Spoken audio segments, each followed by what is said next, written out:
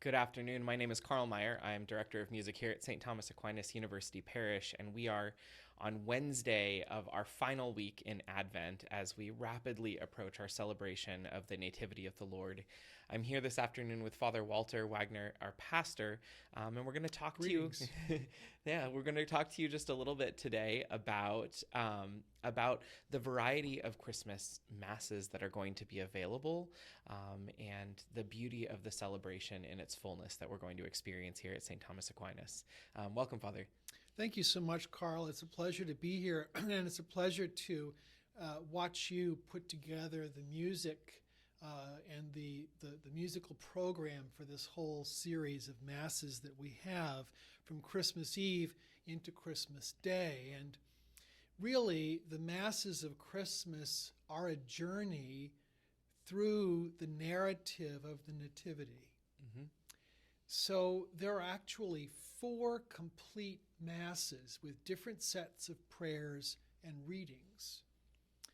So we can look at them in the order, the time order they come in.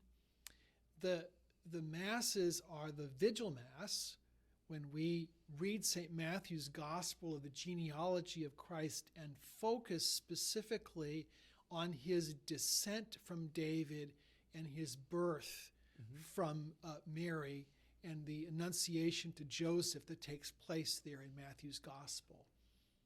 Then at midnight, which we actually call the Mass during the night, we read the famous Christmas story according to Luke and introduce the angels from on high and the Holy Family who make their trip to Bethlehem. So it's the story that most people hear and associate with Christmas. Then early in the morning, the custom is to celebrate a Mass at dawn.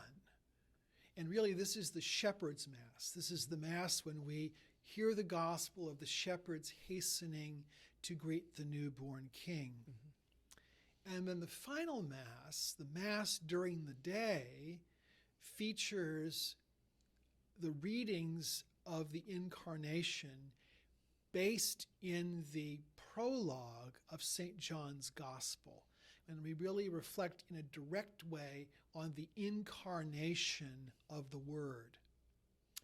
So the ancient practice is that people stayed up all night and went to all 3 of the ancient masses.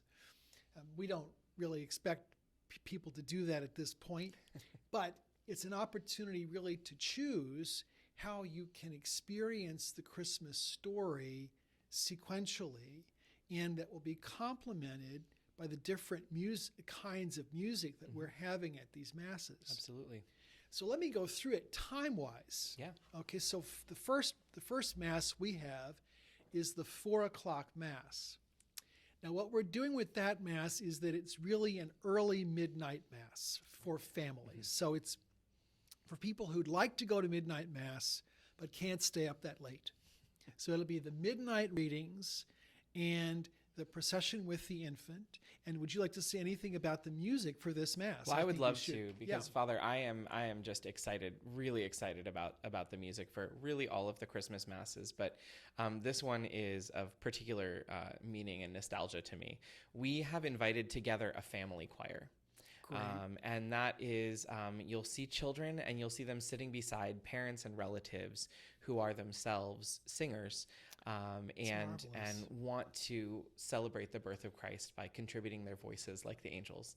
And so we have a whole range of music that you're going to see. It's not going to be your typical children's choir arrangements of music, because we have adults in the choir who are experienced singers as well, singing right beside their children. Fantastic. And it's going to be a lovely experience. If one didn't know otherwise, one would think you were enthusiastic. A little bit slightly. maybe. That's good. Wonderful. Okay, Yeah. Excellent. So 4 o'clock Mass, and a family choir for a family Mass. Exactly. Okay. Exactly. Wonderful. Then we have 6 o'clock Mass. We do. And this is really where we celebrate the Vigil Mass. So we're going to read St. Matthew's Gospel with the genealogy, And this is the opportunity for people who really love Scripture Right. and want to experience a scriptural Christmas and also reflective music to go with it. Mm-hmm. So we're really focusing in the 6 o'clock Mass on the cusp of the ending of Advent and the beginning of Christmas. Right. It should be, I think, a very quiet, reflective time until you pull out all the stops at the end, right? Don't give anything away. All right. No, the music for that one will be provided by our Life Teen musicians, and you will hear, just as you've described, that cusp of Advent into Christmas reflected in the music, which is going to start off sounding a little bit Advent-y, and by the end will be a fully Christmas experience. Terrific. Mm-hmm. Okay, wonderful. And then, of course, we now come to think about the Midnight Mass, which, as the name implies, is at midnight. But will be preceded by a service of lessons and carols. You want to say something about that? I'd love to, Father. I'm also very excited about the Midnight Mass because beginning at 11:30 before the Midnight Mass, we're going to be having some Christmas carols, some that are designed to be participated in, others that are designed for prayer and meditation and reflection.